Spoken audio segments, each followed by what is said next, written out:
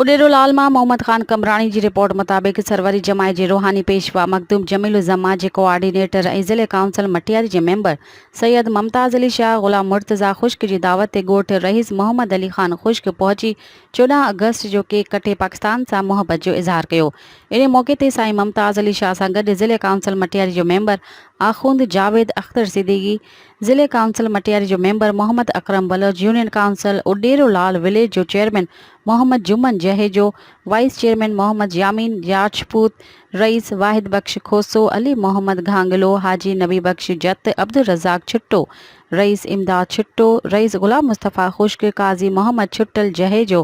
गुलाम मुर्तज़ा ॾेथो, वली मोहम्मद घांगलो, इरशाद अली जहेजो, ज़हूर ख़ास के लिए महबूब अली जहेजो, सहाफ़ी मोहम्मद ख़ान कमराणी, गुलाम मुर्तज़ा खोसो, अल्लाह बख्श घांगलो, अलाउद्दीन खोसो ऐं ॿिया मौजूद हुआ, जिन खे गुलाम मुर्तज़ा खुश्क ऐं ॿियनि भाइरनि तरफ़ां रिफ्रेशमेंट कराई।